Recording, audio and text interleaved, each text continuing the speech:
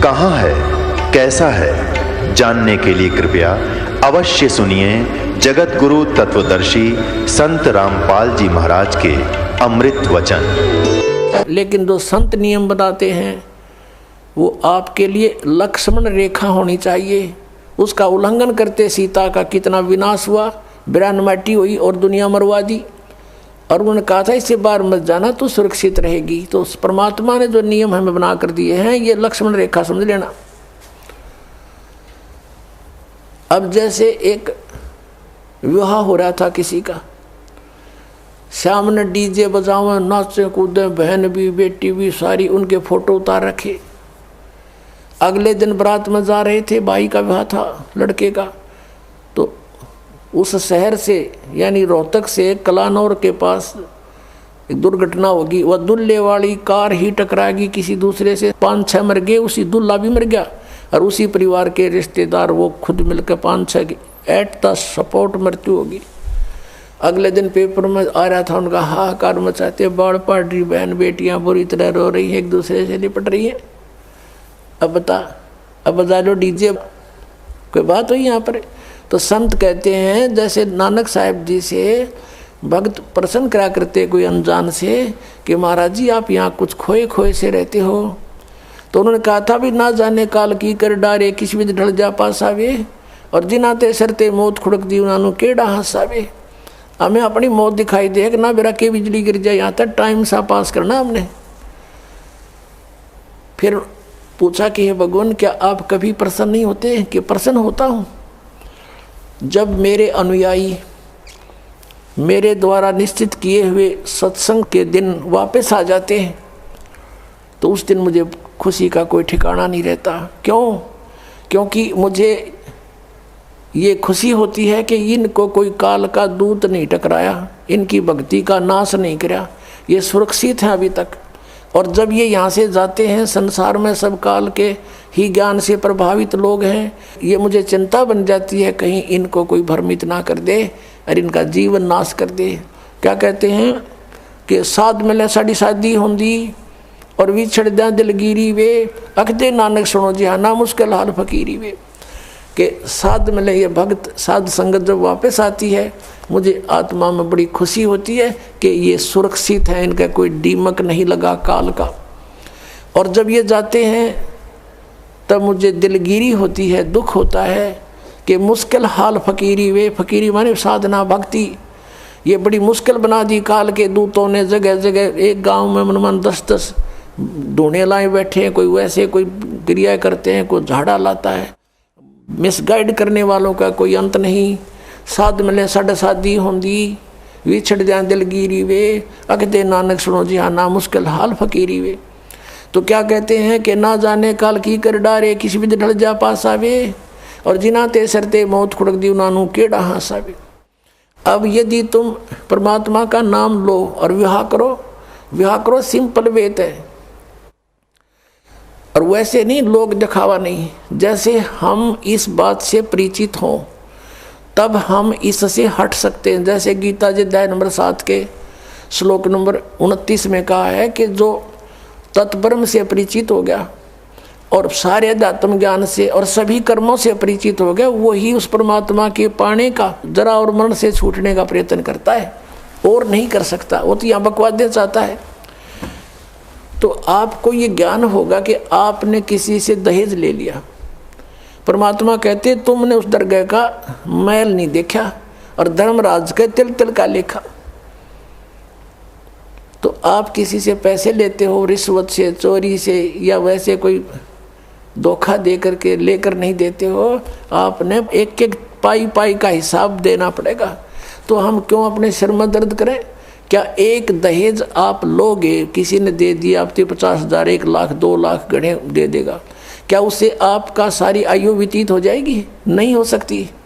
परमात्मा पर आधारित होजिए और इस मंत्र का जाप कीजिए, जो दास आपको देगा। आपके भाग्य में ना होगा तो भर देगा, आपकी बेटी की किस्मत को भर देगा भगवान, उसको नाम से जोड़ दीजिए।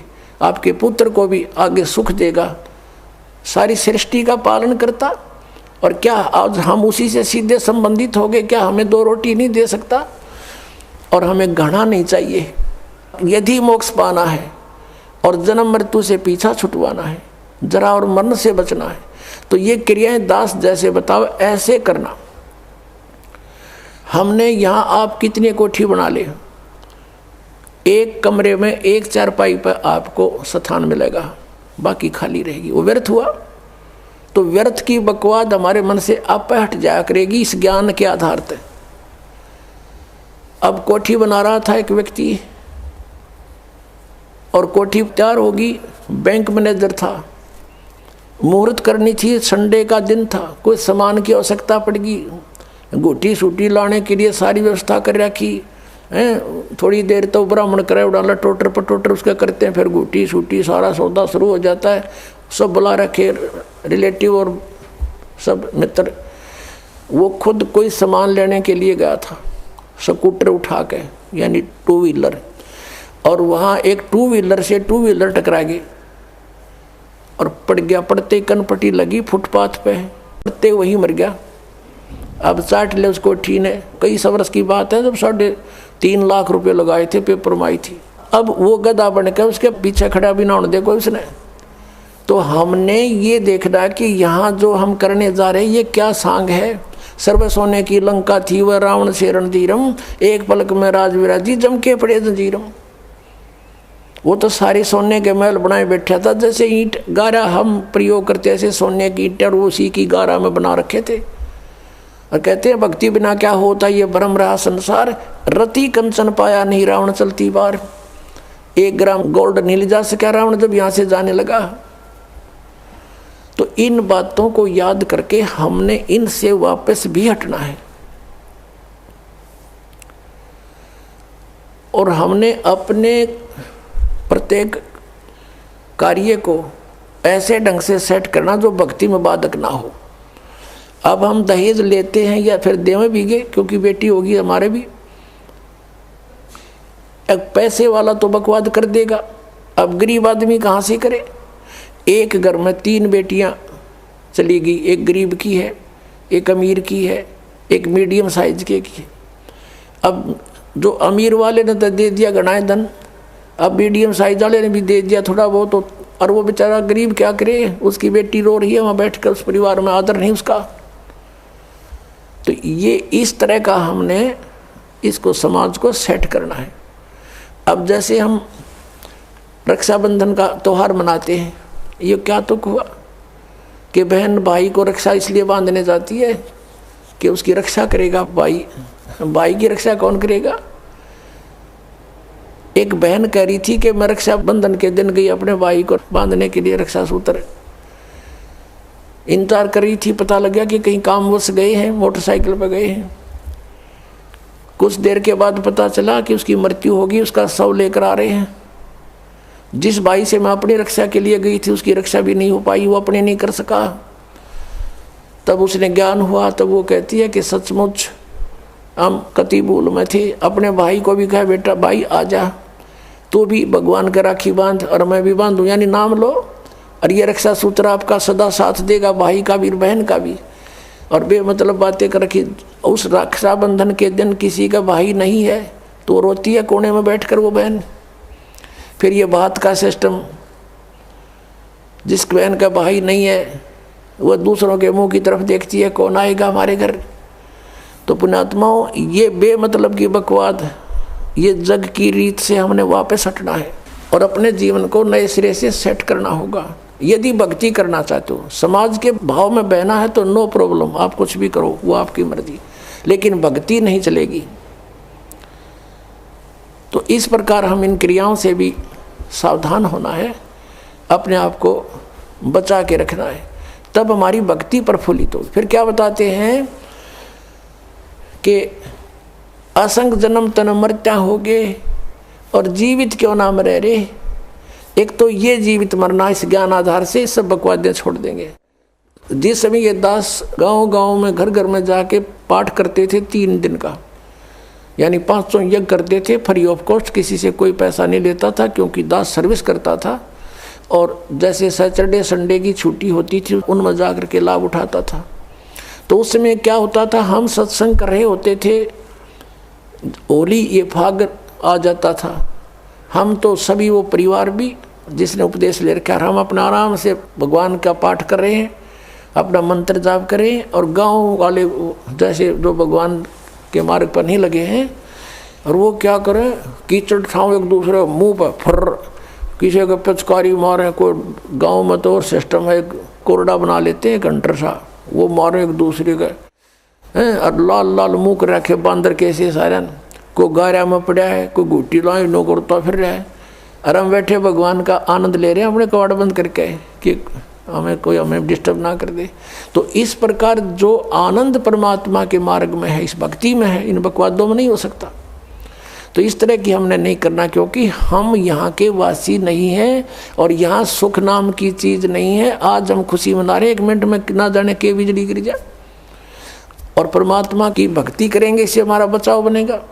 और ये इस तरह के जो मर्यादाहीन कार्य करने से नामखंड हो जाएगा, नामखंड होते ही भगवान रुष्ट हो जाएगा, आपके ऊपर काल का अटैक हो जाएगा और आपको फिर हानि हो जाएगी। तो इस डर से हमने अपना यहाँ टाइम पास करना है और भक्ति की ख्यास करना है, भक्ति बढ़ाते रहना है, धर्म पुण्य जो भी क्रियाएं बताइए सभी करते रहना, आखिरी सांस तक करना पड़ेगा आपको। और दूसरे टाइप से जो जीवित मरना है, कि जैसे आप जी देखते हैं कि नाइट सर्विस में यानी रात्रि सेवाओं के अंदर बसों में व्यक्ति जाते हैं और फिर सुबह शाम तक वापस आ जाते हैं। वो नाइट सर्विस में किस लिए जाते हैं कि उनको बहुत आवश्यक कार्य होता है और शीघ्र करने के लिए ही वापस आने के लिए गए होते हैं कि शाम तक लौट आऊँ।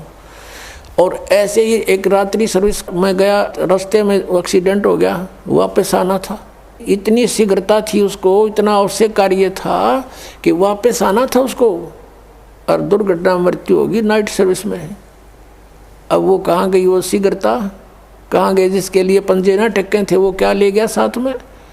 तो आप जी ये सोच लीजिए, जब सतलोक आश्रम बरवाला की तरफ सत्संग निकट आवर चलना चाहो तो न्यू सोच लो हमारी मृत्यु होगी आज और इब्बा होगी, और आ जाओ यहाँ पर सत्संग सुनो, 3-4 दिन फ्री ऑफ माइंड रहो, एक दूसरे से भगवान की चर्चा करो, यहाँ और बकवाद मत बतलाना, ये ख्यास रखना, परमात्मा रुष्ट हो जाएगा। ठीक है, कोई मित्र रिश्तेदार मिलता है, बातें करो गृहस्थी की थोड़ी बहुत देर के लिए, फिर अपना मालिक की चर्चा शुरू करें, कोई ज्ञान उससे सुने, कभी आप सुनावे, फिर मंत्र करण लग जावे।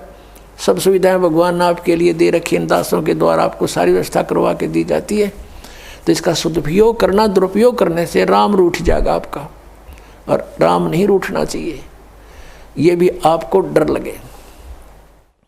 तो ये सोचकर आप आ जाइए और ये सोचिए कि हमारी मान ले परमानेंट मृत्यु हो जाए तो भी तो हो सकती है ऐसे। और अब हम 3 दिन 4 दिन 2 दिन जिसा भी समय आप मरना चाहो मरो, और फिर वापस चले जाओगे घर पे, और परमानेंट टिकट कटगी फिर भी तो बात बिगड़ेगी, फिर तो धरा धरा रहेगा, सारा संभाल ही नहीं सकते आप। तो अब जा कर के मान लीजिए तुम समझते हो कि कुछ काम बिगड़ जाएगा, तो अभी तो फिर जाकर संभाल सकते हो, परमानेंट तो नहीं मरे। लेकिन जो परमात्मा के लिए सच्चे दिल से आते पुण्यात्माओं, किसी का आज तक काम बिगड़ा नहीं, बने मिलते हैं, लेकिन वो आपकी श्रद्धा पर डिपेंड करेगा। सतगुरु के दरबार में कमी काहे की ना, अनसा मौज नहीं पावता तेरी चूक चाकरी में। तो इस प्रकार हमने परमात्मा की भक्ति को सुचारू भी रखना। क्या बताया है कि असंग जन्म तन मर्त्या होगे, जीवित क्यों ना मरे रे, और 12 मद महल मठ बोरे, बहुर ना दे धरे रे। अभी तक हमें 10वें द्वार का पता था कि शरीर में 10वां द्वार 10वां द्वार। पुण्यात्माओं, ये जो 10वां द्वार है ये एक ब्रह्मांड का रास्ता है। और आपने ये भी सुना होगा कई बार, क्योंकि जो भक्ति मार्ग में लगे उन्हें सब तरह के साधक संत टकराते हैं। हमने सुना बहुतों से कि एक यहाँ संत रहता था, उसने अपनी योग अभ्यास से अपने शरीर को ऐसा मंत्रों से और जाप से ऐसा सेट कर रखा था कि उसने ब्रह्मांड फोड़ दिया। यानी उसका यहाँ से शरीर में एक सुराख मिला, जब उसका शरीर छूटा उसने अपना ब्रह्मांड फोड़ गया वो, यानी वो पार हो गया, 10वें द्वार पर पहुँच गया, 10वें द्वार पार कर गया। अपने आत्माओं 21 ब्रह्मांड है इस काल के। जिसने एक ब्रह्मांड पार कर लिया तो एक फिर और 21 ब्रह्मांड और हैं। अब इससे निकल कर वो फिर क्या करता है, ऊपर धक्के खाता है, ऊपर अपना समय व्यतीत करता है, घूमता रहता है इधर उधर भूत की तरह, प्रेत की तरह। फिर वहाँ से उसको जैसा भी उसकी सुविधा होती है, जैसे जिसकी भक्ति होती है, उसी लोक में उसको भेज दिया जाता है। वहाँ बैठकर वो अपना पुण्य पाप जो भी है उसका सारा भोग कर फिर पृथ्वी पर आता है। अब ये 12वां द्वार में भगवान का स्थान है। अब 10वां द्वार जो है, जो तो एक शरीर से निकलकर इस बॉडी से बाहर ब्रह्मांड में घूम रहा है। इस ब्रह्मांड से अलग भी और ब्रह्मांड है, और जब 21 ब्रह्मांड का एक स्थान है, 21वां ब्रह्मांड जो है, वहाँ पर ये काल विराजमान है।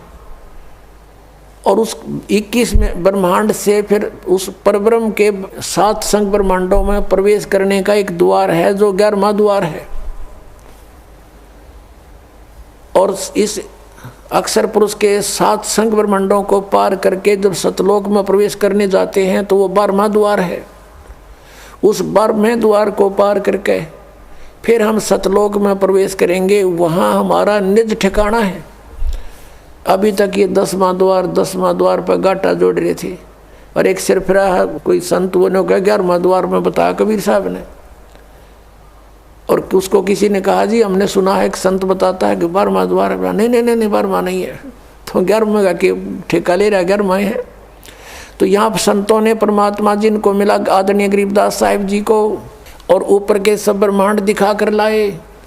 तो गरीबदास साहिब जी कह रहे हैं कि 12 मद महल मठ बोरे, उस 12वें द्वार में है वो स्थान मठ, यानी वो आपका निवास स्थान।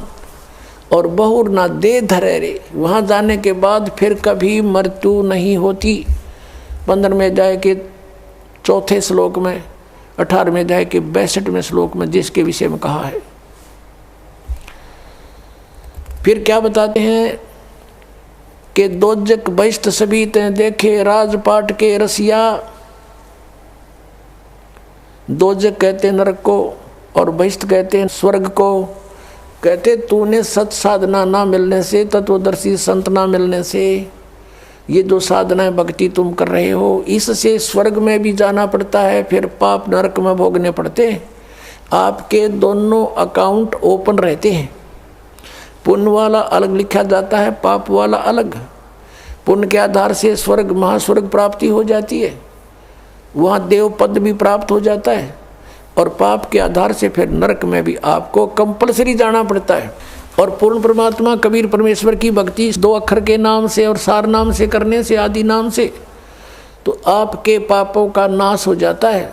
कबीर साहब कहते हैं जब ही सतनाम हृदय धरो भयो पाप को नाश। और जैसे चिंगारी अग्नि की वाई पड़े पुराने घास, आपके युगों युगों के संचित कर्म आपके अंतःकरण में लिखे हुए हैं, और धर्मराज के दरबार में वो सुरक्षित हैं। उन्हीं के आधार से वो आपके प्रारब्ध बनाकर भेजता है। पुण्य जिसके ज़्यादा हैं, पाप कम है, या पाप ज़्यादा हैं पुण्य जैसे हैं, उसी आधार से आपके जीवन में पुण्य और पापों का संयोग करके आपका एक जीवन दिया जाता है। तो पुण्यों के आधार से आपको सुख मिलता है, पाप के आधार से आपको कष्ट आपदाएं आती हैं। तो परमात्मा जब आपके कष्ट काट देगा आपके प्रारब्ध कर्म के, तो सुख है, सुख शेष रहेंगे, वो पाप नहीं आपको भोगने पड़ेंगे। तो क्या कहते हैं कि जब ही सतनाम हृदय धरो, ये 2 अक्षर का नाम, भयो पाप को नाश। और जैसे चिंगारी अग्नि की भाई पड़े पुराने घास, आपके ढेर सारे लाखों टन पड़ा हो सूखा घास, एक माचिस की सीख जला कर उसमें डाल दीजिए, सबको सवा कर डालेगा, राख बना देगा। चलेगी हवा वो उधर की उधर, पता नहीं कहाँ की कहाँ राख जाएगी, वो फील्ड क्लियर हो जाएगा। तो क्या कहते हैं जब ही सतनाम हृदय धरो भयो पाप को नाश। और जैसे चिंगारी अग्नि की भाई पड़े पुराने घास, ऐसा नाश कर देगा भगवान। तो क्या कहते हैं दोजक नरक बहिष्ट स्वर्ग, दोजक बहिष्ट सभी ते देखे राजपाट के रसिया। इस राजपाट के सुख को भोगने वाले, इसमें आसक्त अज्ञान प्राणी। और 3 लोग से तरपत नाही, ये मन भोगी खसिया। इस मन की ऐसी गंदी आदत है, इसको 3 लोग भी दे दे तो भी इसकी संतुष्टि नहीं। यदि कोई सरपंच बन जाता है, सोचता है चेयरमैन बनूं, चेयरमैन बन जाता है, सोचे कि एमएलए की बात बने, एमएलए बनते ही सोचता है मैं मंत्री बनूं, मंत्री बनने के बाद अटकल शुरू कर देता है, बिना दाव लगे मुख्यमंत्री, बिना आनंद नहीं। मुख्यमंत्री बनकर सोचता प्रधानमंत्री बनूं, इतने टिकट कट जाए, फिर गदा संतरी बने। तो परमात्मा कहते हैं कि 3 लोग से तर्पत ना ही ये मन भोगी खसिया, 3 लोग दे दे तो भी इसकी संतुष्टि नहीं। अब क्या बताते हैं, सतगुरु मिले तो इच्छा मिटे, यानी संत मिले तत्व ज्ञान दें तो ये बीमारी हटे जिसके लिए हम जीवन नष्ट कर रहे हैं।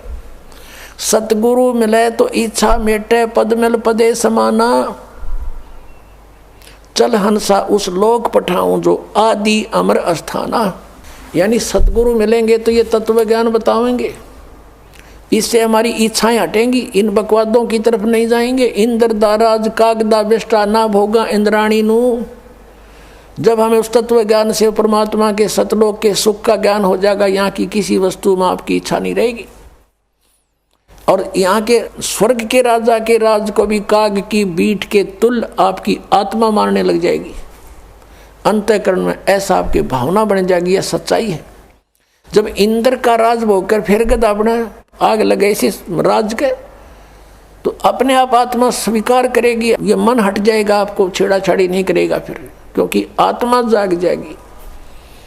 अभी तक हम ये मन बकवाद करके यही फंसाए रखता है कि सतगुरु मिलेंगे तो यह इच्छा मिटेगी।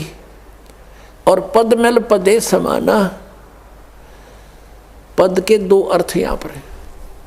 एक तो जैसे गीता जी अध्याय नंबर 15 के श्लोक नंबर 4 में कहा है कि उसके पश्चात तत्वदर्शी संत मिल जाए, जब परमेश्वर के उस परम पद की खोज करनी चाहिए, जहाँ जाने के बाद साधक फिर लौटकर संसार में कभी नहीं आते। और जिस परमेश्वर ने सब ब्रह्मांडों की रचना की है, और गीता ज्ञानदाता कहता और की भक्ति नहीं केवल उसी की साधना करो, तो वो परम पद मिलेगा सतलोक। और पद मिल पदे समाना, यानी दूसरा पद वे ऑफ वर्शिप, पद्धति पूजा की जो सत साधना है भक्ति की, उस पद मिल पदे समाना। जब सही भक्ति का मार्ग और 2 अक्षर का नाम मिल जाएगा, सतनाम जिसमें एक ओम है, एक तत्गुप्त है, और आदि नाम मिलेगा, तब तुम्हें मोक्ष होगा। इन 5 नामों से मोक्ष नहीं, अन्य लाभ यहाँ संसारिक हैं बस। और वो 5 नाम नहीं है जो निरंकार ओंकार, ये नहीं, ये तो यूजलेस है। तो क्या बताया कि वो सही पद्धति, वो सही पद आपको मिलेगा भक्ति का मार्ग। तो उस पद मिल पदे समाना, उस सत साधना की प्राप्ति के उपरांत आपको वो परम पद मिलेगा, जहाँ जाने के बाद फिर लौटकर संसार में साधक नहीं आते। जरा और मरण सदा के लिए आपका समाप्त हो जाएगा। और ये कैसे होगा? पद मिलने से, पद्धति मिलने से, वे ऑफ वर्शिप ठीक होने से। पद मिल पदे समाना। फिर क्या बताते हैं? चल हंसा उस लोक पठाऊं जो आदि अमर अस्थाना, यानी आदरणीय गरीबदास साहब जी कहते हैं जिनको परमात्मा मिले थे छुडानी गांव में, सतलोक से चलकर आए थे और उनको ऊपर लेकर गए थे, सब ब्रह्मांडों की सती थी, अपनी समर्थता से उनको परिचित करवाया था और फिर उनको वापस छोड़ दिया था उनकी बॉडी में। आदरणीय गरीबदास साहब जी गांव छुडानी, जिला झज्जर, हरियाणा में उनका जन्म हुआ था। 10 वर्ष के बालक थे। परमात्मा उनको निकाल कर ऊपर ले गए थे, आत्मा को, जीवात्मा को, और शरीर नीचे रह गया था। 5-6 घंटे लग गए थे। गांव वालों ने सोचा ये मर गया है, अंतिम संस्कार के लिए चिता पर रख दिया था। फिर परमेश्वर ने वापस वो आत्मा भेज दी कि जा बॉडी का नाश करवा देगा काल। तुरंत आगे उठकर फिर ये ज्ञान बोलने लगे। वो बता रहे हैं कि उस सतलोक के अंदर क्या सुख है।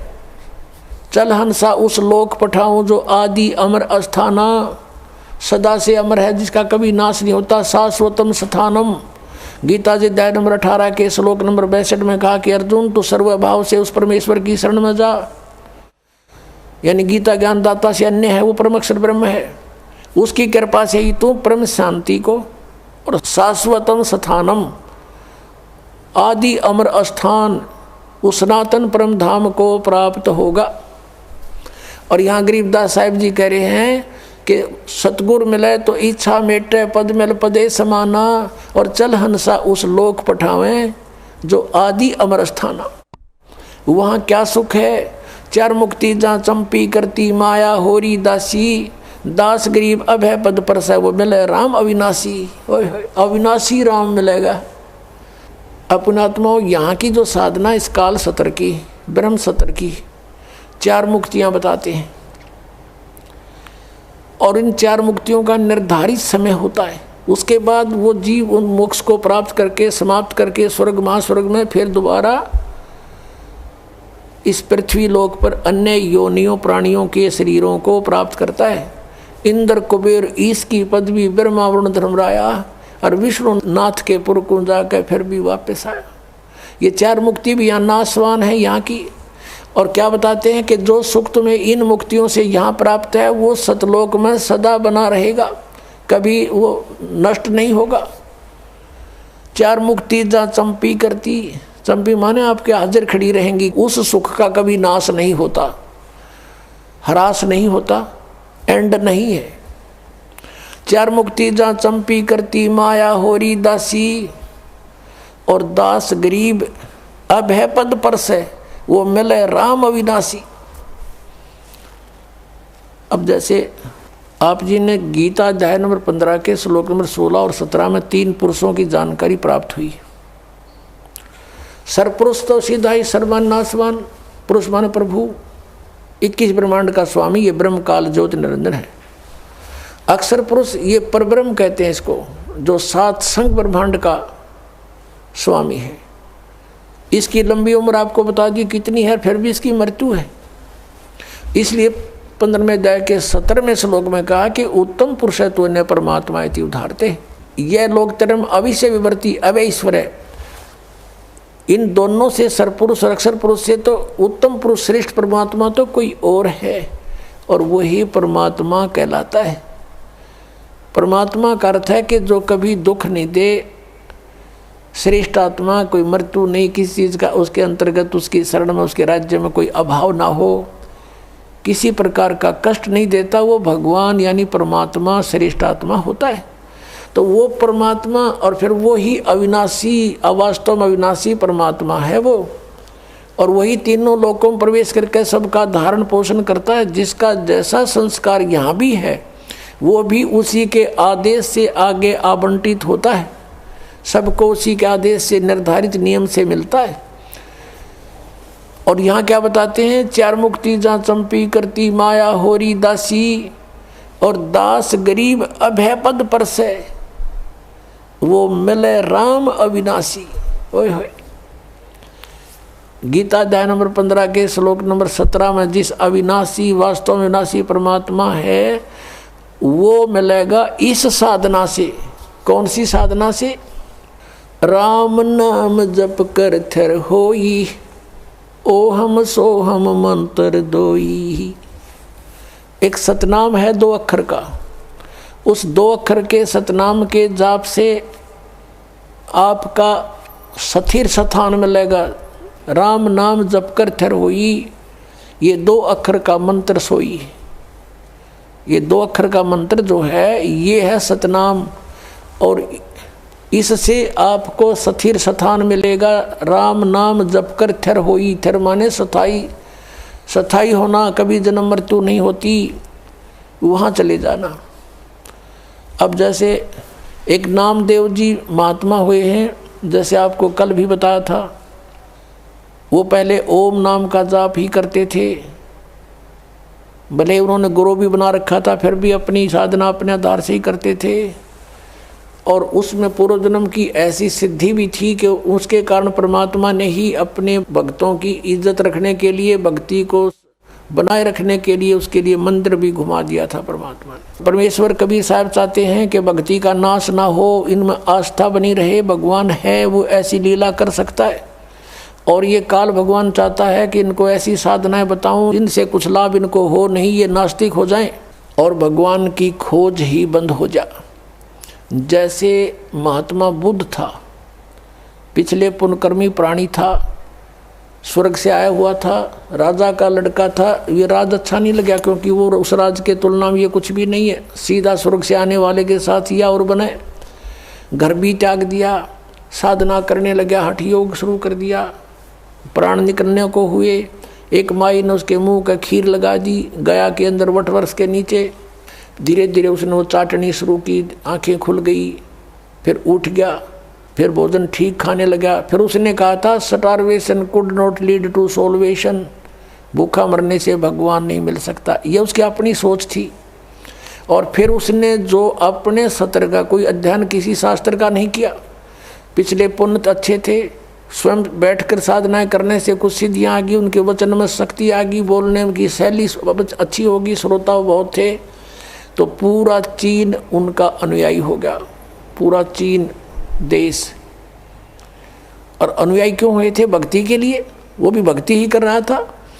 और उनसे बताए गए भक्ति के विधि से, पद्धति से, पद से उनको कोई आध्यात्मिक लाभ नहीं हुआ। और धीरे धीरे वो कति नास्तिक हो गए कि भगवान नहीं है, और पूरे देश में कानून बना दिया कि भगवान की चर्चा नहीं करना।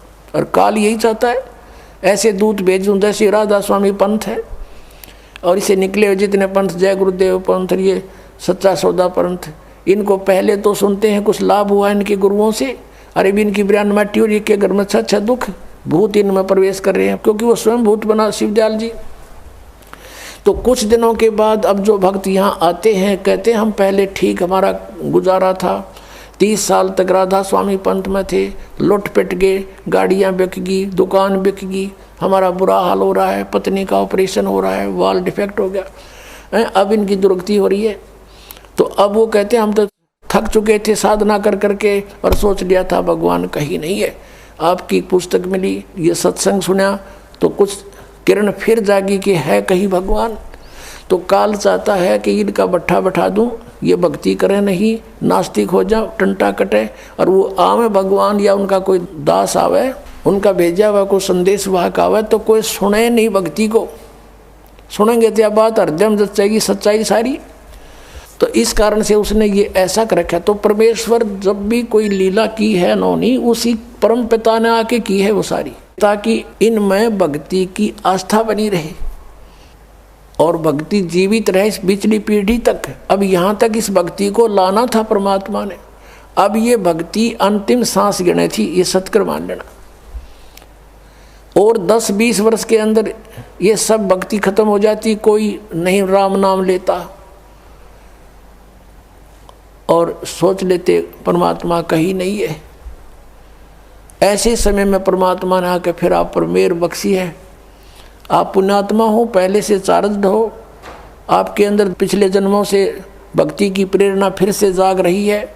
इसके कारण आप कोई कहीं किसी पंथ के मिले, कभी किसी संत से मिले, आप भटक रहे थे, आपको ये सत संदेश मिल गया। तो नामदेव जी कहते हैं कि नामदेव जी के बारे में बताया कि नामा छिपा ओम तारी, पीछे सोहम भेद बिचारी, सार शब्द पाया जद लोई, आवागमन भौर नहीं होई। नामदेव जी ने भी इन 2 अक्षर के नाम का, सतनाम का जाप किया। कल आपको बताया था श्री गुरु नानक देव जी के विषय में, उनकी समुद्र की साखी में आपको दिखाया कि वो 2 अक्षर का मंत्र जाप करते थे। और ये संत मत भाग प्रकाश 4 में राधा स्वामी पंथ के सामने सिंह जी कहते हैं 261 पृष्ठ पे कि 2 अक्षर का भेद बतावे, सोए गुरु पूरा कहावे। तो पुण्यात्माओं, इस दास के ऊपर मेहर हुई परमात्मा ने ये 2 अक्षर का भेद बताने की। ना ईब से पहले सबको मना कर रखा था परमेश्वर ने, जिनको मिले थे कि ये 2 अक्षर का भेद अभी खोलना नहीं, प्रचार अवश्य करो, लिखते रहो वाणियों में, लेकिन देना नहीं किसी को, क्योंकि कि ये सतनाम और ये आदि नाम है। सतनाम सार्वजनिक जरूर कर दिया था, आगे दान करने का अलाउड नहीं था, लेकिन सार नाम फिर भी गुप्त रखा। परमात्मा कहते हैं सोहम शब्द हम जग में लाए और सार शब्द हमने गुप्त छुपाए। वो सार नाम अभी तक छुपा रखा था, अब इस दास पे कृपा की है, क्योंकि अब ये सभी पंथ नष्ट हो जाएंगे। नष्ट का मतलब है ये वहाँ नहीं रहेंगे, इनके साधक उनके साथ नहीं रहेंगे। जब इस ज्ञान का पता लगेगा, कौन नहीं चाहता भगवान को, कोई महामूड होगा तो पड़ा रहेगा वहाँ पर, उसका कोई लेखा ही नहीं, उसका तो अकाउंट है नहीं इस मार्ग में। अब क्या बताते हैं कि चातुर प्राणी चोर हैं और मूड मुग्ध हैं ठोठ, संतों के निकाम के इनको दे गलजोट। अब ये चतुर प्राणी थे जो हजूर जी से दोगे और हम ऊंची मंजिल में जाते हैं, बड़े दूर खबर लेकर आते हैं, टट्टू का भी ना पता, इन सतनाम का नहीं पता, ये गए कौन सी मंजिल में होंगे। अंडरस्टूड है ये, इनके नाम साधना के सारे व्यर्थ, वो 2 अक्षर का नाम नहीं, फिर पूरे गुरु कहाँ थे ये राधा स्वामी वाले। तो पुण्यात्माओं से प्रार्थना है कि परमात्मा ने जो इतना कुछ प्रयत्न किया है, इतने समय तक इंतजार किया है, भी समझ लो इसको और आ जाओ भगवान के चरणों में, कल्याण हो जाएगा। बोलो सतगुरुदेव।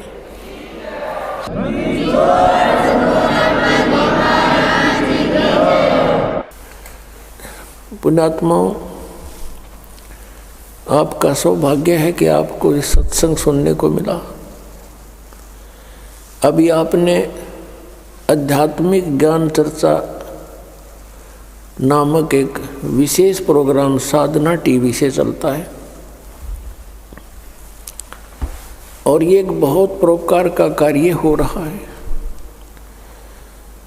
उन महापुरुषों के विचार भी आपके समक्ष होते हैं और उधर से इस दास के विचार भी जो सदग्रंथों में विद्यमान है, विद प्रूफ प्रमाण सहित जनता के सामने आते हैं। इससे जनता को ज्ञान होगा कि कौन संत कैसा ज्ञान रखता है। फिर ठीक है, जिसको जौन सा ठीक लगेगा उसको सेलेक्ट कर लेंगे। श्री तुलसी साहेब जी, तुलसीदास जी जो मथुरा जय गुरुदेव के प्रमुख हैं,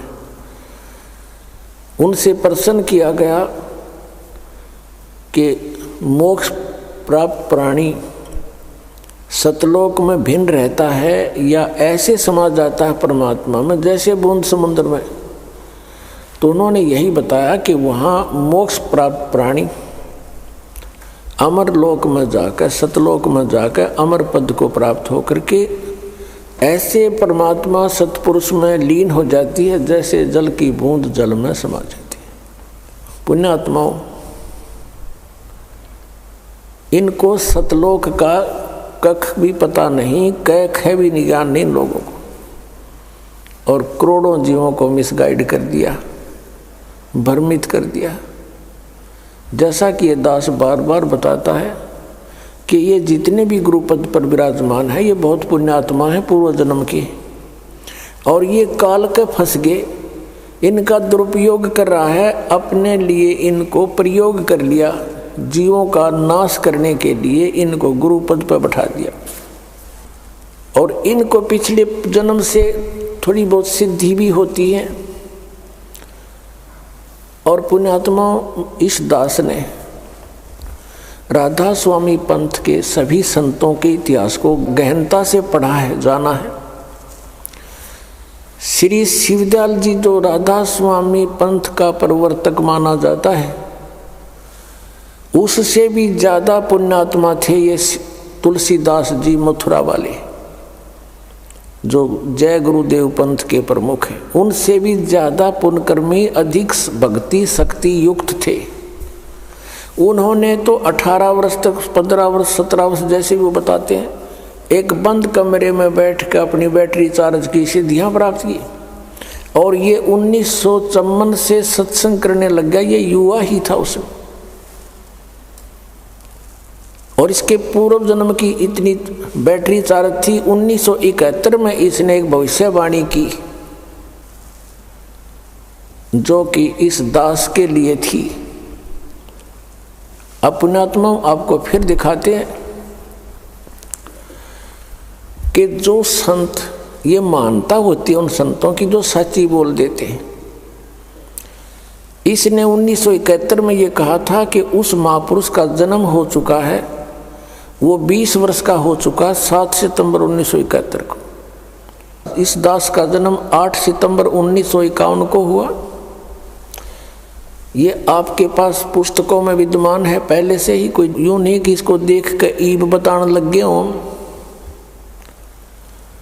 7 सितंबर 1971 को दास पूरा 20 वर्ष का हो गया। 8 सितंबर को 21वां वर्ष शुरू हो गया दास का। उसके विषय में इनकी दिव्य दृष्टि काम करे थी 1971 तक, और 40 साल के बाद आज उनकी दिव्य दृष्टि कति ब्लॉक होगी, क्योंकि वो जो सिद्धि शक्तियाँ थी, भक्ति थी, वो नष्ट होगी।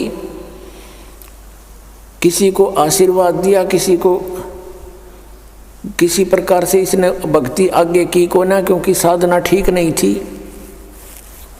इनके मंत्र सभी काल के, 500 नाम काल के।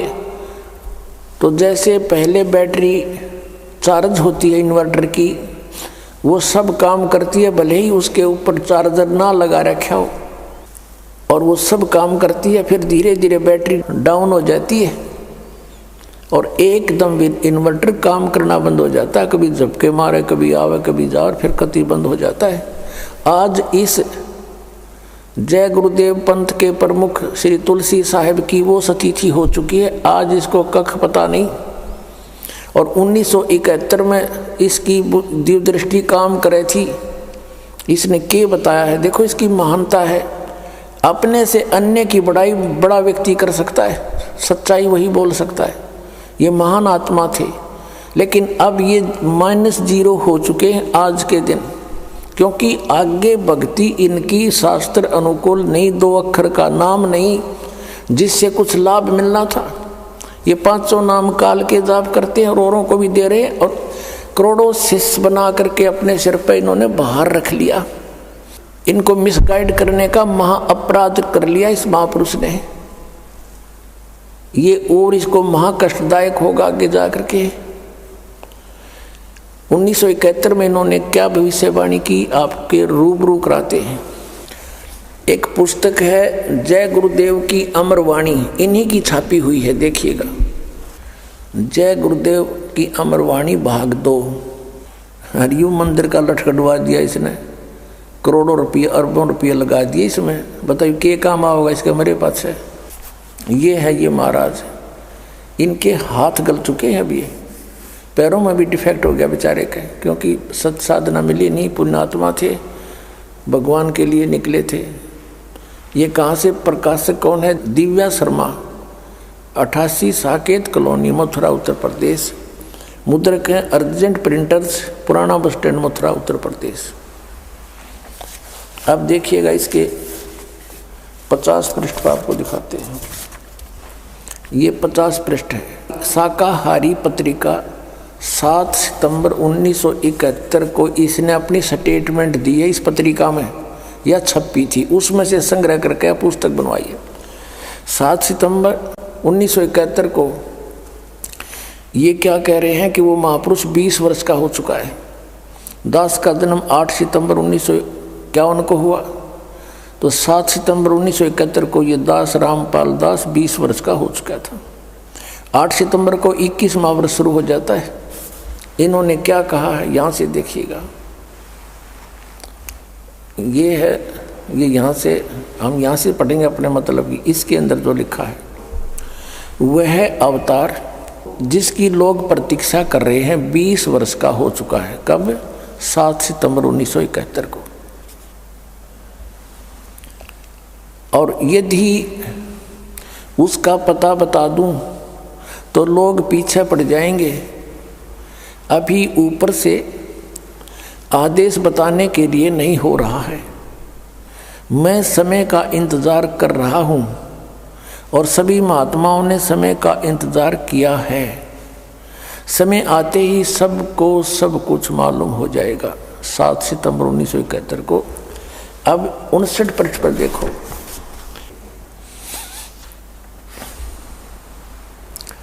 28 अगस्त 1971 को इसने क्या कहा था कि महापुरुष का जन्म भारतवर्ष के एक छोटे से गांव में हो चुका है और वह व्यक्ति मानव इतिहास का सबसे महत्वपूर्ण व्यक्ति बनेगा। उसे जनता का इतना बड़ा समर्थन प्राप्त होगा कि आज तक किसी को नहीं मिला है। वह महापुरुष नए सिरे से विधान को बनाएगा और वह विश्व के संपूर्ण देशों पर लागू होगा। उसका एक झंडा होगा, उसकी एक भाषा होगी।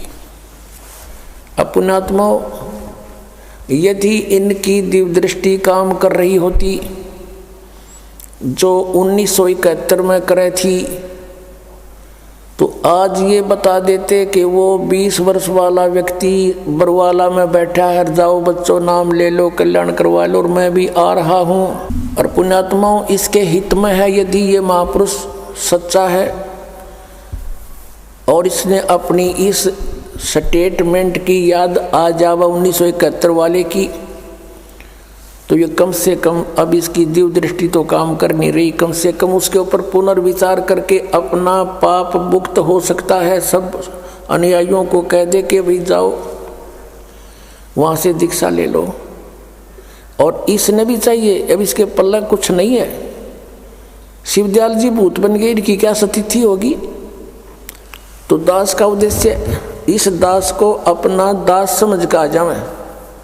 सभी महापुरुष संत जितने हैं ये भगवान के लिए ही तो घर छोड़ा, इन्होंने परमात्मा के पाने के लिए इन्होंने ट्राई की, फिर इनको गुरुपद दे दिया, लेकिन वो नकली माल था सारा। तो इसमें मान बढ़ाई की बात नहीं होती। और संत प्रेस्टेज इशू नहीं बनाया करते, परमात्मा को इशू बनाया जाता है। आत्म कल्याण इशू होना चाहिए। और आत्म कल्याण इस दास के अतिरिक्त इस विश्व में किसी के पास वो साधन नहीं जिसका हो सके। 2 मंत्र के जाप से मोक्ष होगा, उस सत्य नाम से, वो 2 अक्षर का मंत्र है। और तीसरा सारनाम आदि नाम जिसको कहते हैं, इन 3 मंत्रों से मोक्ष होगा। जो ये 5 नाम हैं इन कमलों के, ये केवल सांसारिक सुख रिद्धि सिद्धि इनमें आ जाती हैं। जैसे गणेश जी के जाप से सिद्धियां आ जाती, लेकिन अकेला जाप करने से अब इनको सबको मिक्स करके जाप कराया जाता आपसे। जैसे अकेला कोई सूंठ खावे, सौंठ, तो उसका अलग से लाभ होगा, और उसको अन्य औषधियों में मिलाकर खाया जाता है, उसका एक विशेष और गुण बन जाता अच्छा। तो इन सभी मंत्रों का जो आपको दिए जाते हैं, ये ओंकार निरंकार ज्योति निरंजन, ये नहीं है, ये सतनाम ये नहीं है। वो मंत्र इनसे भिन्न है। और ये 2 अक्षर का मंत्र, इसमें एक ओम मंत्र है, एक तत् है, और एक सारनाम है। धर्मदास तो 1,00,000 दुहाई, ये सारनाम की तबार न जाई। अब इस सतनाम के जाप से मोक्ष होगा। अब इनके सामने एक समस्या और आवेगी। जैसे तुलसीदास जी पुण्यात्मा हैं, लगभग ये 80 वर्ष से ऊपर इनकी आयु हो चुकी होगी, 90 भी होगी। अब ये सोचेंगे कि हमने इतने वर्ष तक साधना की, उसका क्या बनेगा? यही प्रश्न स्वामी रामानंद जी ने परमेश्वर कबीर जी के सामने रखा था कि हे बच्चा, वैसे तो परमात्मा को पहचान लिया था उन्होंने, फिर भी मालिक के आदेश से वो कह रहे थे कि आप मुझे एज ए शिष्य ट्रीट करना। आदेश मानकर परमात्मा का वो रामानंद जी कह रहे हैं कि हे बच्चा, आपको मैंने पहचान लिया, आपके सचखंड सतलोक को मैंने देख लिया। ब्रह्मा विष्णु महेश की स्थिति से ये दास खूब परिचित हो गया, ये पूर्ण परमात्मा नहीं है, मोक्षदायक नहीं। और अभी तक मैं विष्णु जी को इष्ट मानकर पूजा करता था, और आपने संकेत दिया तो मैंने इन ग्रंथों को देखा। सचमुच गीता जी में भी 3 गुणों की पूजा व्यर्थ बताई है, रजगुण ब्रह्मा, सतगुण विष्णु, तमगुण शिव जी। 7वें अध्याय के 12 से लेकर 15 मंत्र में गीता जी। लेकिन एक शंका का समाधान कीजिए भगवान, अब मैं 104 वर्ष का हो गया और 16 वर्ष की आयु से मैं घर त्याग कर भक्ति करने लगा था। अब मेरी उस भक्ति का क्या होगा? अब उसका क्या बनेगा? पुण्यात्माओं, परमात्मा ने कहा कि आप अभी तक मैट्रिक तक की पढ़ाई पढ़ रहे थे, 10वीं तक की पढ़ाई पढ़ रहे थे, और इसी को बार बार इसी में रिपीट होते रहे, इसी में दोबारा प्रवेश पाते रहे। मृत्यु होगी, स्वर्ग गए, वहाँ पुण्य खत्म किए, फिर आगे फिर यही पढ़ाई पढ़ने लगे। अब इससे आगे की पढ़ाई पढ़ो, और वो सिलेबस अलग है और उसके टीचर भी अलग होते हैं। तो आपका कुछ नहीं बिगड़ा है। आप ये भक्ति शुरू करो जो ये दास बतावेगा, परमेश्वर कहते हैं। तो रामानंद जी कहते हैं कि मैं अब कैसे इस पढ़ाई को पूरा कर सकूंगा। परमात्मा ने कहा कि ये मेरा काम है, आप दीक्षा लीजिए और स्टार्ट कीजिए। और कहा कि जीवन तो थोड़ा ही भला, जब सत सुमरण हो और लाख वर्ष का जीवना कोई लेखे दरे नहीं कोई। अगर सत साधना है, शास्त्र अनुकूल साधना है, 2 मंत्र की साधना है, तो जीवन तो थोड़ा ही भला। जब ये सच्चा सुमरण हो, ये सही मंत्र हो और लाख वर्ष इस गलत साधना के से कहते लिखत रहने को। और पुण्यात्मा इस सतनाम के एक सिमरण का ये श्वास से सिमरण होता है। कबीर साहब कहते हैं, कहता हूँ कई जात हूँ, कहूँ बजा के ढोल, और श्वास जो खाली जात है यूं 3 लोग का मोल।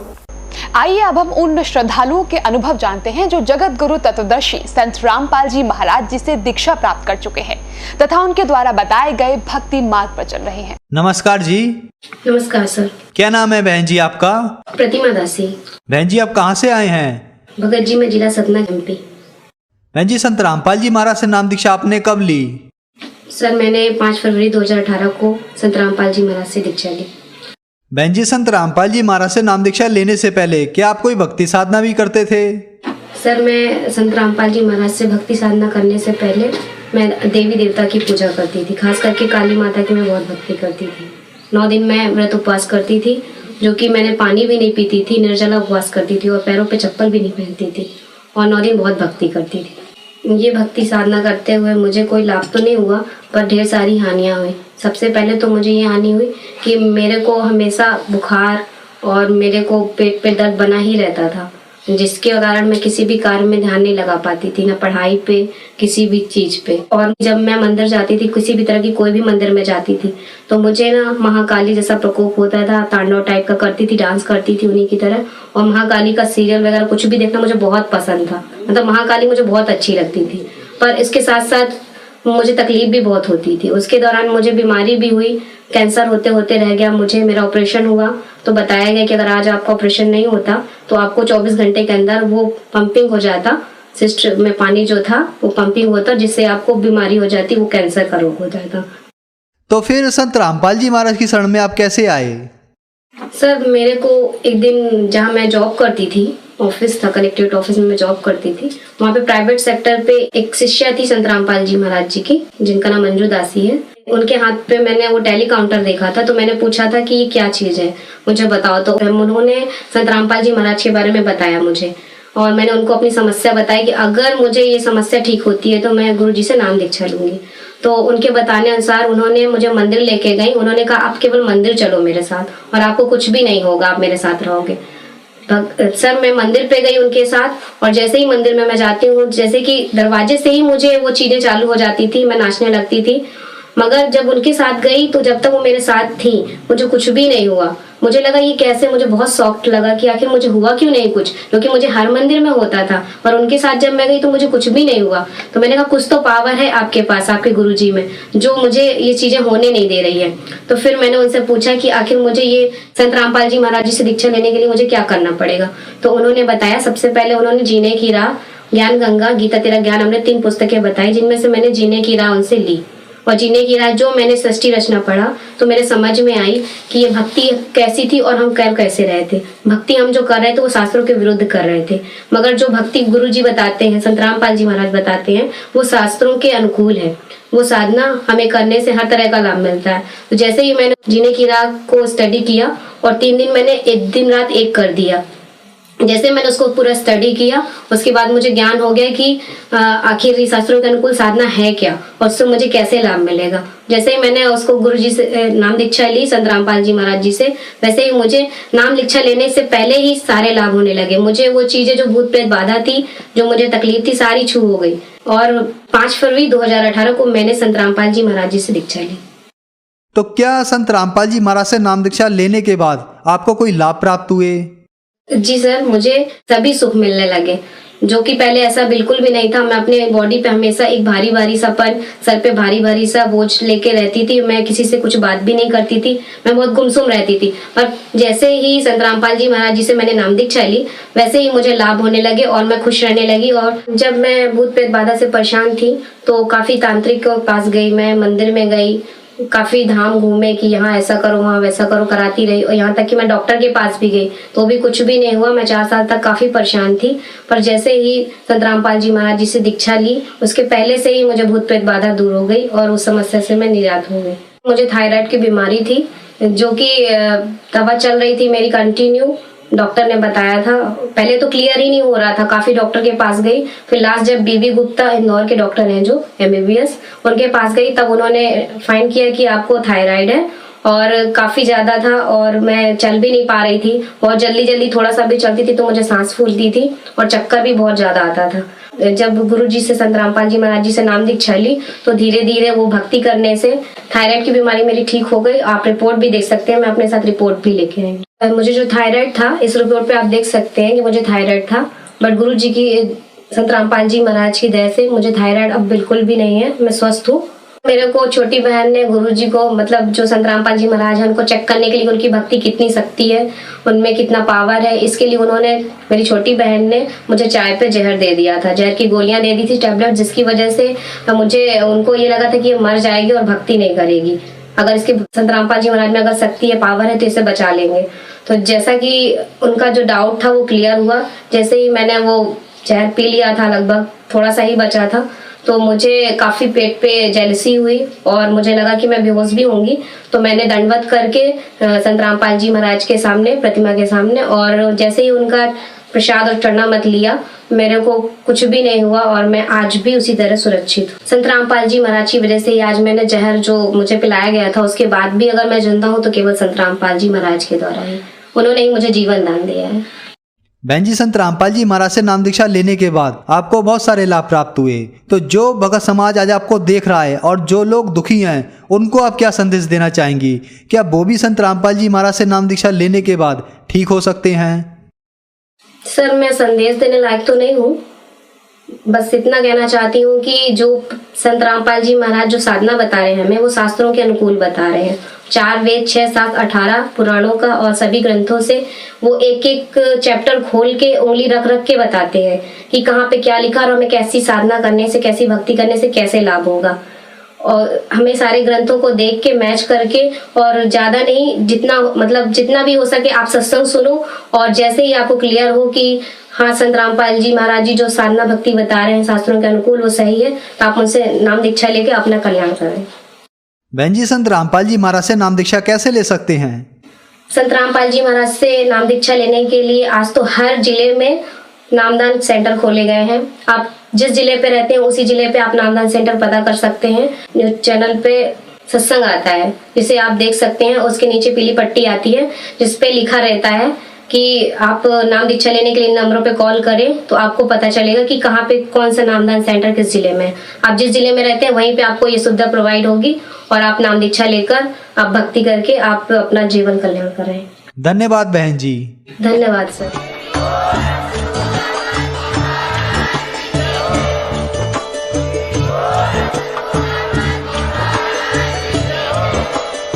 आप सुन रहे थे जगत गुरु तत्वदर्शी संत रामपाल जी महाराज जी के मंगल प्रवचन। अधिक जानकारी के लिए विजिट कीजिए हमारी वेबसाइट www.jagatgururampalji.org। संत रामपाल जी महाराज जी के शुभ आशीर्वाद से पूरे विश्व भर में 500 से भी ज्यादा नाम दीक्षा केंद्र हैं, जिन पर संत रामपाल जी महाराज जी द्वारा ऑनलाइन निशुल्क नाम दीक्षा दी जा रही है। अपने नजदीकी नाम दीक्षा केंद्र का पता करने के लिए संपर्क करें 8222888054।